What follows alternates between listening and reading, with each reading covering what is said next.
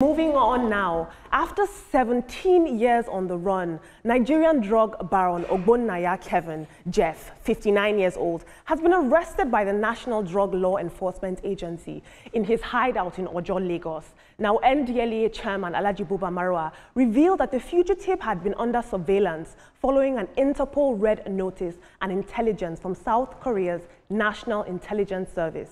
Now, Jeff, who had previously served a prison sentence in South Korea and was also wanted for drug-related crimes in the country, has been arrested, thankfully. And Alhaji Marwa confirmed NDLEA's commitment to dismantling international drug networks and ensuring that Nigeria does not become a hub for global trafficking operations. I'd love to take some social commentary.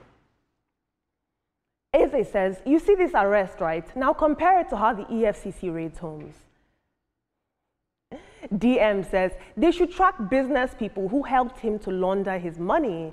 And finally, Sunday says no matter how far you run, the past will always catch up. Crime may pay for a while, but eventually it catches up with you. This is NDLEA tweeting and keeping us in the loop. I will say that what is particularly troubling about this story and why this story is very important is the fact that this man was communicating on an international level with his drug syndicates across sub-Saharan Africa, Burkina Faso, Ghana, Cameroon, and with a population that struggles to understand addiction and often struggles to rehabilitate people. We are particularly vulnerable to individuals like this who are coming into the populace and making the drug problem worse. About 14.3 million Nigerians are addicted to addictive substances, to drugs. What do you guys think about these statistics? And isn't this great news? One more criminal off the street.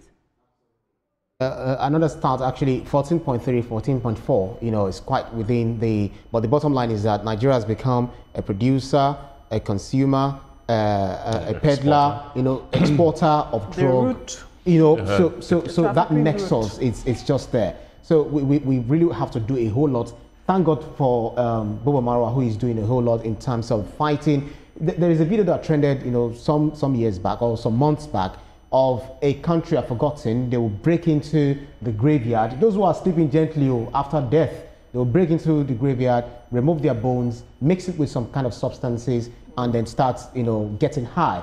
And you see a lot of zombies, you know, on the streets. We don't want our country to get to that level because I do not know what they gain from taking the unfortunate thing is that the cross-section of people in Nigeria who abuse drugs are young people who should be looking at how they can build on their lives and also move the country forward, because we say they are the leaders of tomorrow. Unfortunately, they are focusing on abuse of drugs and substances, and it's quite worrisome. So it's a good one that NDLEA is tracking down these persons who are the ones bringing in these substances and then selling it to the market out there. So it's good. We are seeing that in the ring, on the network, they are going for the root, those who are bringing it in. So it's important that they also look at the chain as well as much as possible. These people are powerful people, and so for them to get him over 17 years,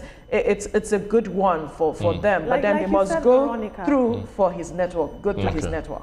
Like you said, Veronica, it's very important that this man was taken down, because when you take down somebody at the top like that, you also take down drug dealers. You also take down every single ladder in his entire syndicate. But sorry, Atoma, go. Well, you see, a drug cartel is a well-structured organization. You take off the head, another one comes up. You take off the head, another one comes up. Because they know. They know, It's big business. It's multi-billion-dollar business. Anywhere you do it in the world, that's how lucrative it is.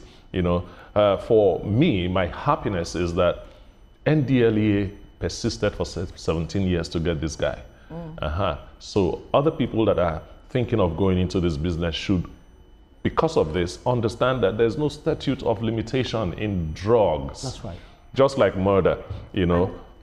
And I just want to ask you guys, do you guys think this drug epidemic and drug syndicate pandemic that is going on in the country, do you think this is indicative of deeper social crisis and economic struggles of the youth? Like Veronica said earlier on, there is a root cause that is causing people to demand these drugs and causing the suppliers to supply these drugs. How do you think that the government or even us as citizens can step in and play our small parts? I think we're already doing something about it. That's why we're having this conversation in the first place. Talk about it, create awareness on the dangers, and we have had over time conversations about the impact of drug abuse and substances on younger people. So what we can do, parents have a role to play to ensure that they monitor their children, who they go about with, and all of those. And then as a government, measures being put in place, and that is why we are seeing what NDLEA is doing. We just need to put in more effort as it is and ensure that these substances are not readily available on the streets, because if they are readily available, that's why they can often access them. Talking about the economic state, I don't think that's the reason why we're having an explosion of drug addiction, because much richer countries have bigger drug problems than we have in Nigeria. You know, it's just the thing. The young people like to explore.